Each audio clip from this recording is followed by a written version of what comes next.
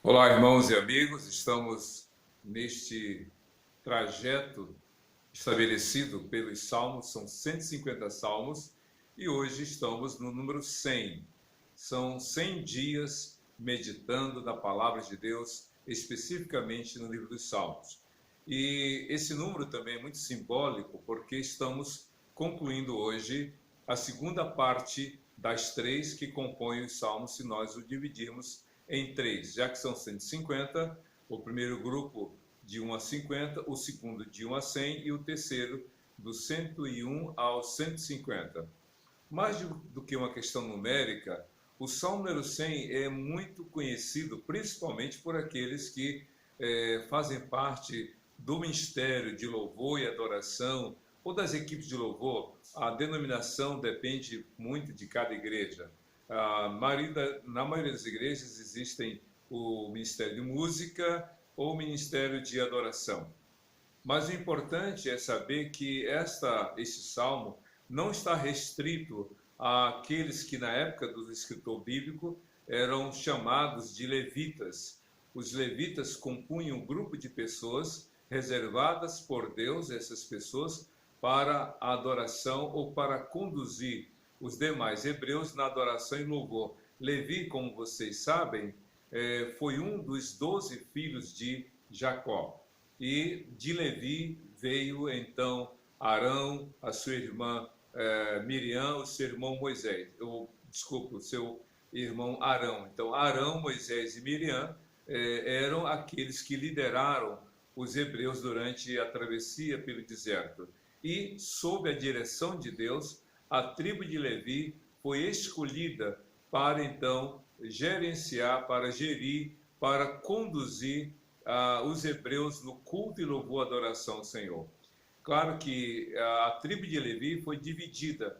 Arão foi escolhido por Deus para ser o sumo sacerdote e os seus filhos para ser os sacerdotes. Mas também, dentre os levitas, havia três famílias. A família de Merari, ou Merari para alguns, a família de Coate e a família de Gerson.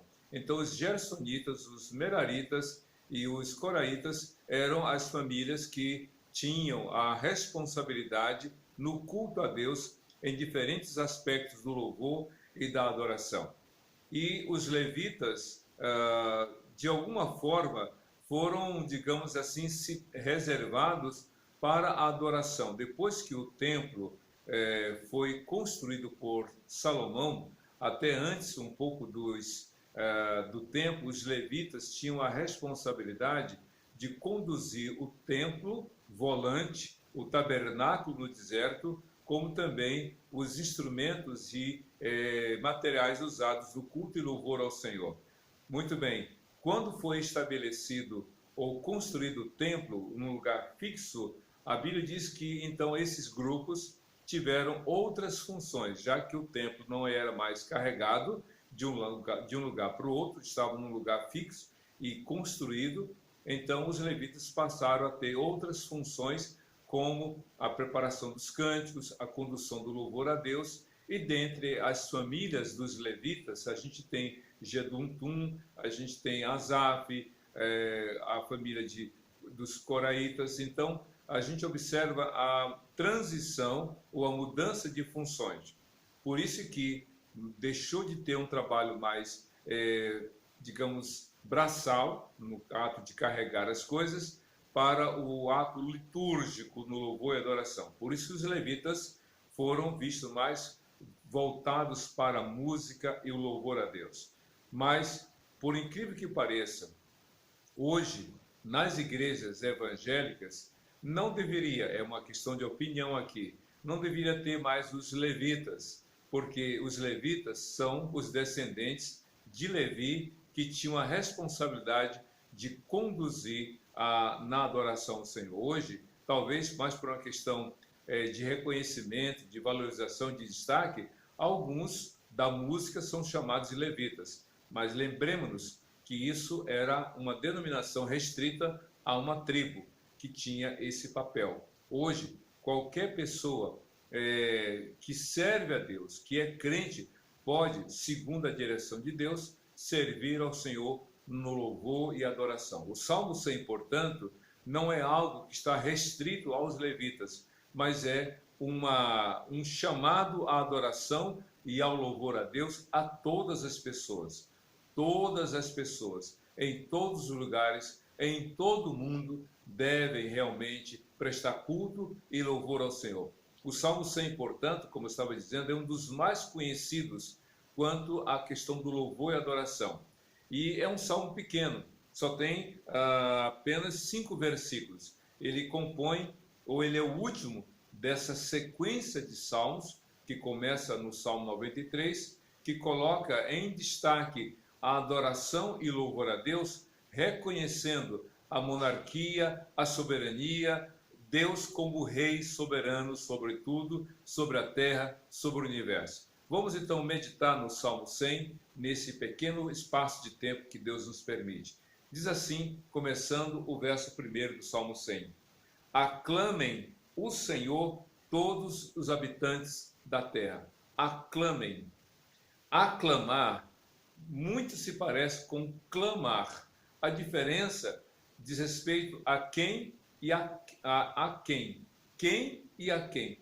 Quem, quando a pessoa clama, ela está pedindo socorro. Ela está desesperadamente necessitada de uma ação, de uma intervenção, de uma ajuda. Quando alguém clama a outra pessoa, a alguém, um amigo ou desconhecido, ajude-me, eu preciso da sua ajuda. E quando a pessoa clama a Deus, quer dizer, eu preciso do Senhor, eu necessito do Senhor. Como diz lá o Salmo 40, que diz assim: coloquei toda a minha esperança no Senhor, e Ele se inclinou para mim e ouviu meu grito de socorro. Então esse clamar é um grito por socorro, um grito ao Senhor. Mas aqui não fala de clamar, mas diz aclamar. Aclamem ao Senhor, ou aclamem o Senhor, todos os habitantes, todos os moradores da terra. E o então que é aclamar? Aclamar é exaltar, é glorificar, é adorar em alto e bom som. E quando aqui está falando de aclamar, é um grito sim, é cantar a Deus com todos os pulmões, como alguns gostam de falar. Aclamar não está aqui esse louvor necessariamente preocupado com a afinação, com a técnica, de todo o uso das 3 partes muito importantes da música, que é o ritmo, a melodia e a harmonia. Não, aqui é simplesmente adorar a Deus. E é isso que Deus quer, que todos o aclamem, que todos o adorem. Ah, eu não sei cantar. Você fala, então você já pode aclamar ao Senhor. Ah, mas eu não sou desafinado. Não tem problema. Abra sua boca para louvar a Deus. Ah, mas eu não tenho conhecimento técnico. Não tem problema. Adore a Deus.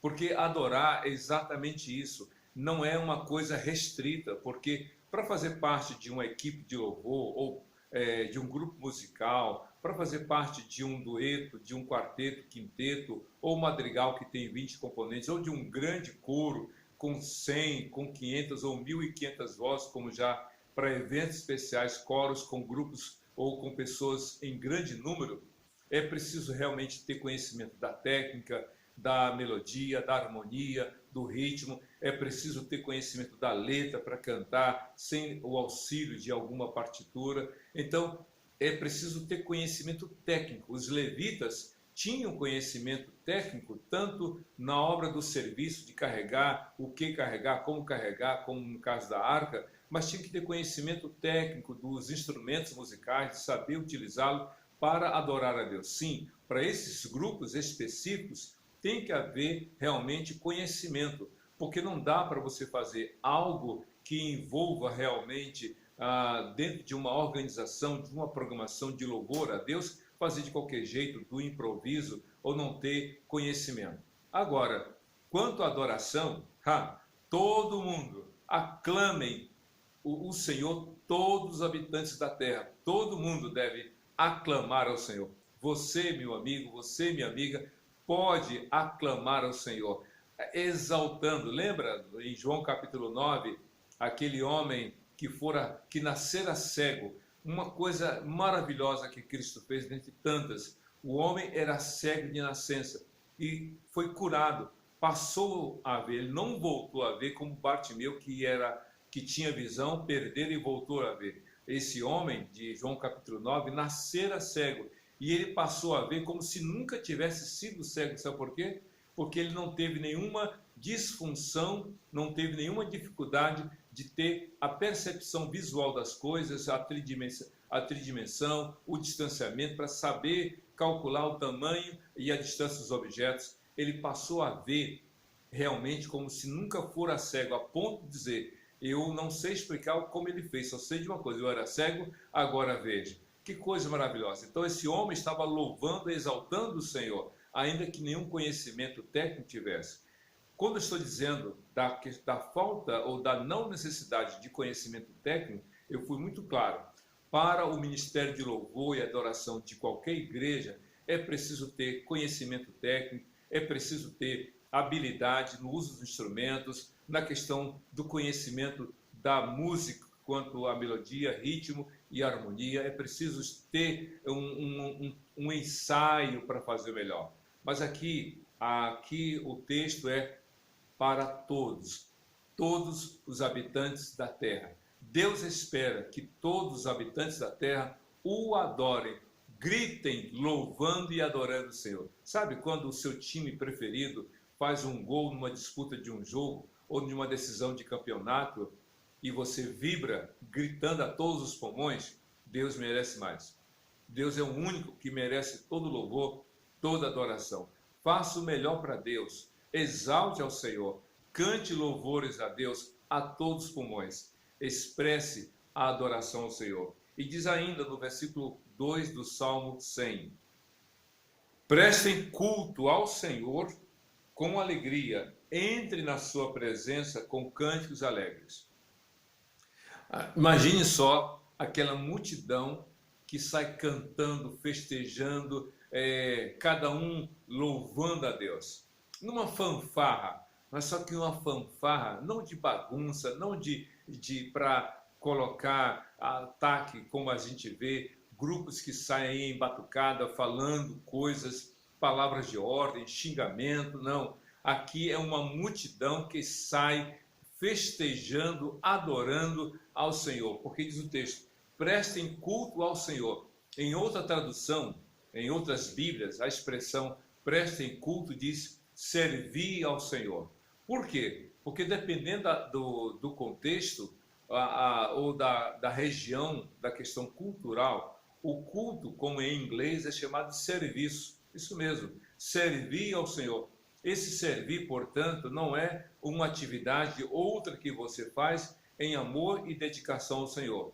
Claro que você, independentemente da sua profissão, se você tem um trabalho legal, se você tem um trabalho honesto, verdadeiro, se você está fazendo a coisa lícita, por meio disso você exalta e glorifica o Senhor. Mas não é disso que está falando. O culto a Deus é serviço.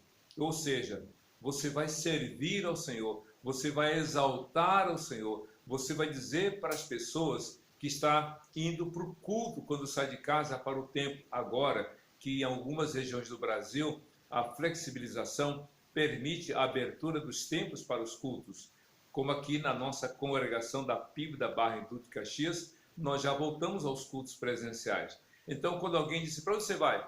Eu vou para o templo. Fazer o quê? Eu vou adorar a Deus, eu vou servir ao Senhor. E aqui diz o texto: prestem culto ou sirvam ao Senhor com alegria, sem imposição, mas por decisão, sem tristeza, mas com alegria, sem a obrigação, sem aquele fardo, aquele peso, como aquela pessoa que diz: olha, se não me obrigasse eu não faria, ou como aquele funcionário que chega no trabalho e diz: eu vim aqui por honra da firma, por mim eu não viria, nem faria coisa alguma. Não, preste ao Senhor culto com alegria. E diz o texto: entre na sua presença com cânticos alegres. O louvor a Deus e a alegria. É por isso que algumas pessoas até ficam intrigadas quando existe um funeral e em meio às lágrimas, em meio à dor, em meio à tristeza, cantamos. Por que que muitos cristãos, ou se não todos os cristãos, cantam no momento até mesmo de um funeral? Porque a gente canta para louvar a Deus. Tem um ditado aí que é o seguinte: quem canta seus males espanta. Está falando do aspecto musicoterápico, né, do ato de cantar, a terapia através da música. É verdade que quando você canta, de alguma forma, isso te dá condição de leveza, isso proporciona um momento de conforto, mas nós não cantamos para expulsar os males. A música na Bíblia não nos instrui, não nos orienta a cantar para espantar os males. Nós cantamos direcionados ao Senhor, nós cantamos para louvar a Deus, cantamos cânticos de alegria, exaltando o Senhor pela sua grandeza, pelo seu amor, pela sua justiça, pela sua santidade, pela sua obra no mundo, na terra e na nossa vida. Então, entrem, diz o texto, prestem culto ao Senhor com alegria. Então, como diz aquela canção, está triste, cante, está alegre, cante, mas cante ao Senhor. Deixe Deus fazer na sua vida o que só Ele pode fazer. E diz ainda no versículo 3 uma coisa muito interessante, que é praticamente o meio desse salmo. Diz aqui: reconheçam que o Senhor é o nosso Deus, foi Ele que nos fez e somos dele, somos o seu povo e rebanho do seu pastoreio. O versículo 3, que está quase que na metade, um pouquinho mais do Salmo 100, é ponto central de tudo aquilo que diz respeito ao culto e louvor a Deus. Por que adoramos a Deus? Porque todos devem adorar a Deus. Porque Deus espera que todo mundo, todas as nações, todas as pessoas realmente adorem o Senhor. Primeiro, por essa certeza, foi Ele, ou melhor, reconheçam que o Senhor é o nosso Deus. O Senhor e Deus são nome e título.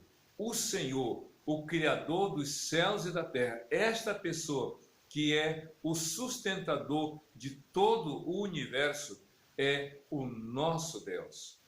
Ele é o Senhor de toda a terra. Isso é fato. Reconheçam que o Senhor é o nosso Deus. Ou seja, o salmista aqui está colocando algo muito interessante. Nós o adoramos. Nós prestamos culto ao Senhor porque reconhecemos que Ele é o nosso Deus. Portanto, a adoração, o louvor a Deus, deve ser algo consciente, racional. A pessoa deve ter conhecimento, deve explicar a quem o questionar a respeito da sua fé. Por que que você canta louvores a Deus? Por que que você adora ao Senhor? Por que que você vai à igreja com a sua Bíblia para servir ao Senhor? Porque Ele é o meu Deus. Ele é o meu Senhor.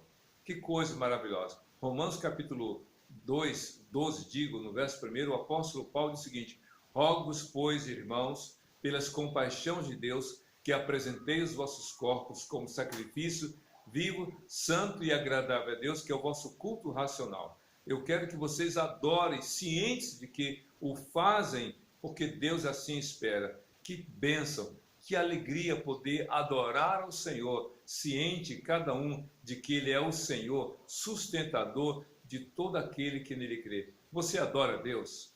Você realmente tem consciência de que Deus é o Senhor da sua vida? Porque a adoração é diferente de cantar música. Pessoas, eu já falei isso e vou repetir, algumas celebridades, alguns cantores e cantoras, algumas pessoas da mídia, de vez em quando elas postam vídeos cantando canções que são cantadas nas igrejas. Ninguém pode ser impedido, não tem sentido.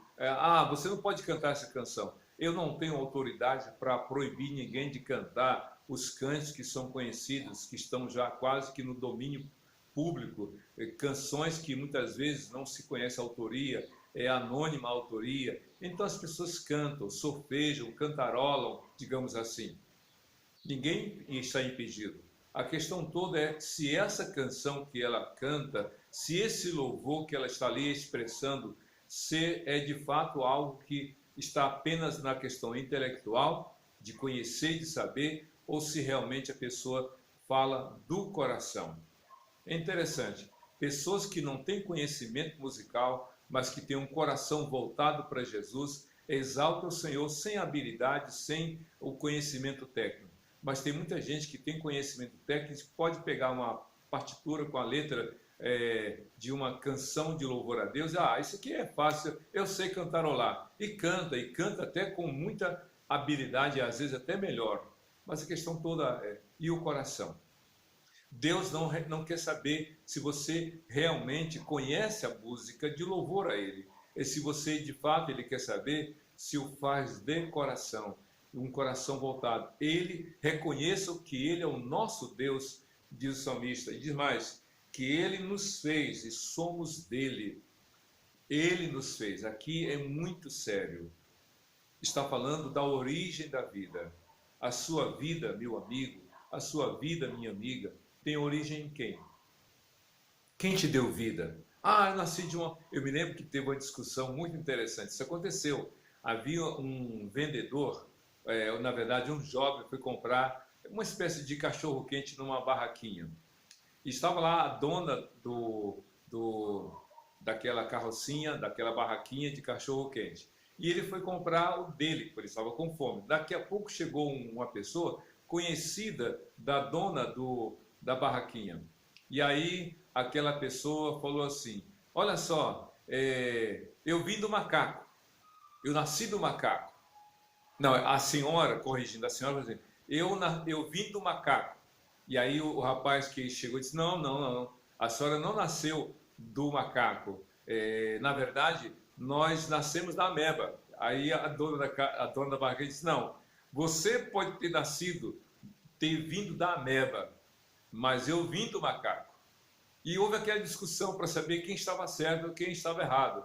A dona daquela barraquinha dizia que a origem da humanidade era o macaco. Já o outro dizia que a origem da humanidade era a ameba, o primeiro ser unicelular, segundo o que é propagado aí por alguns cientistas. E aquela discussão ficou ali acalorada. Não, eu nasci do macaco. Não, eu nasci da ameba. E aquela discussão até que aquele jovem disse, olha, você disse que veio do macaco e você falou que você veio da ameba. Eu vim de Jesus. Ele que me deu vida.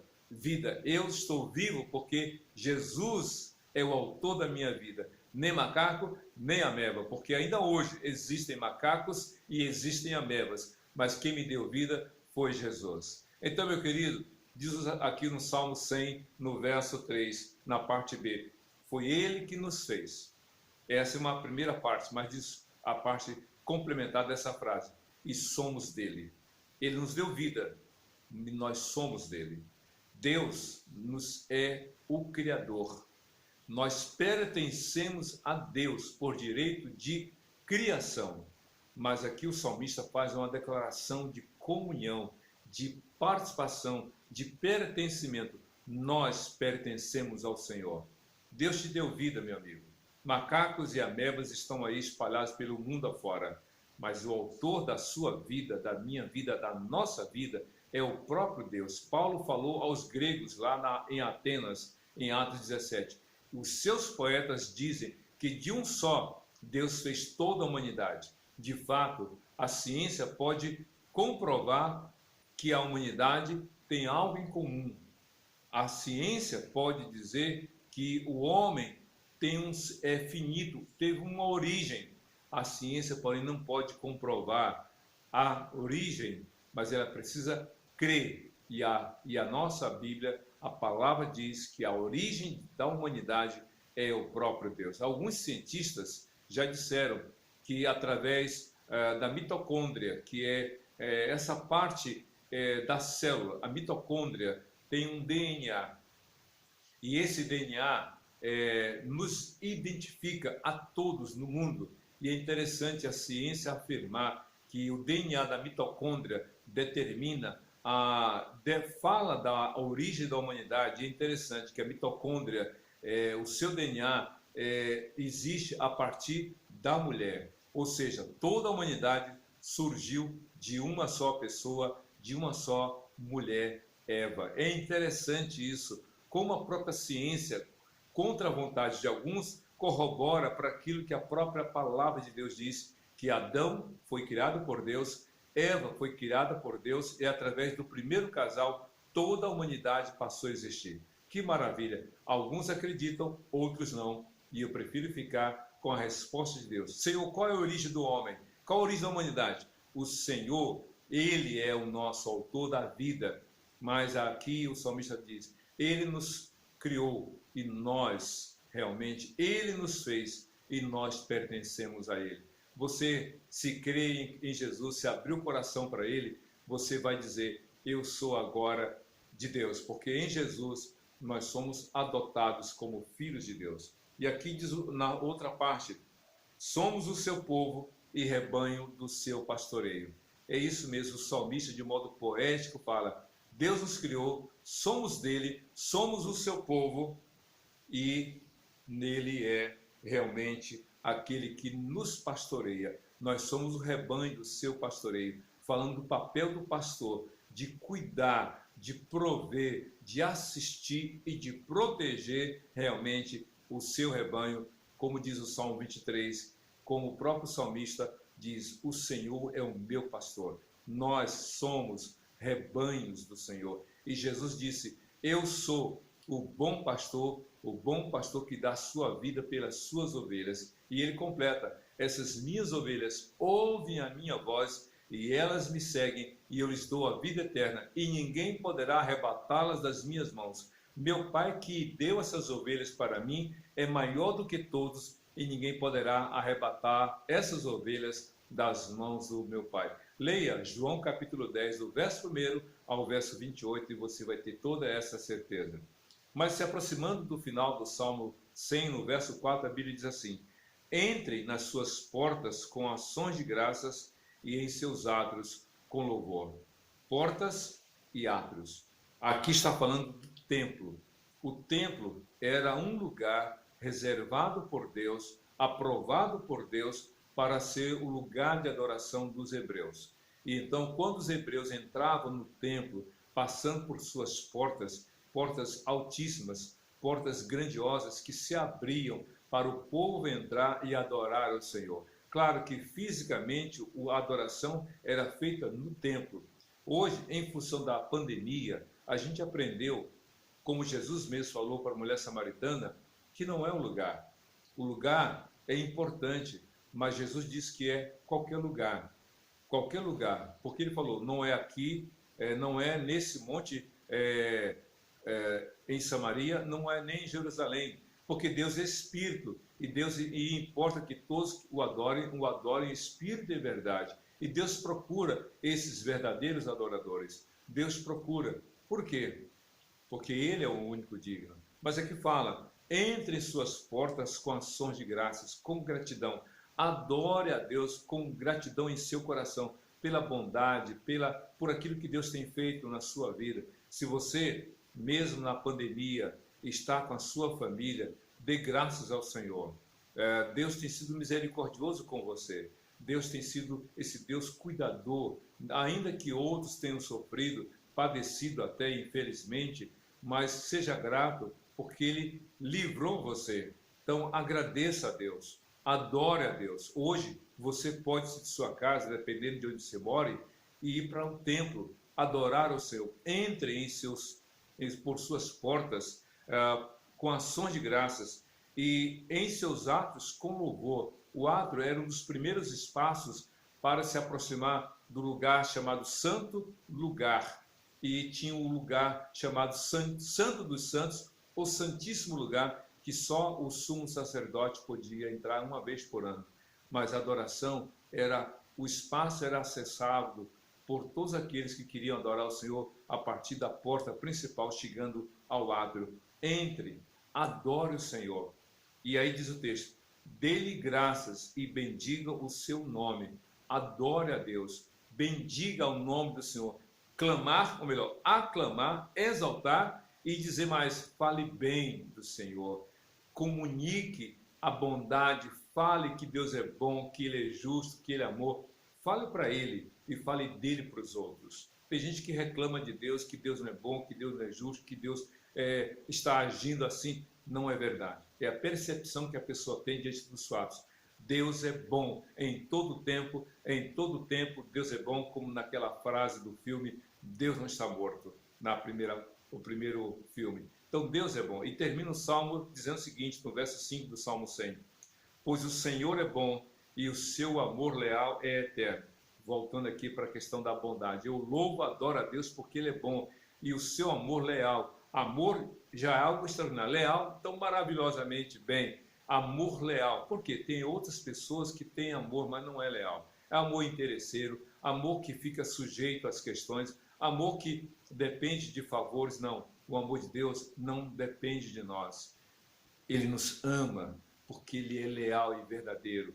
E o amor é eterno para todo sempre. E a última frase é: a sua fidelidade permanece por todas as gerações. Seus avós foram crentes, seus pais são crentes, e você é crente? Seus avós viram a bondade de Deus. Seus pais contam para você sobre a bondade de Deus. E você tem visto e crido na bondade de Deus? Você ouviu dos seus bisavós que Cristo veio ao mundo para salvar todo aquele que nele crê. E você tem ouvido dos seus pais também que Jesus veio para salvar todo aquele que nele crê. A questão é, você também crê? Porque a fidelidade de Deus se manifesta de geração a geração.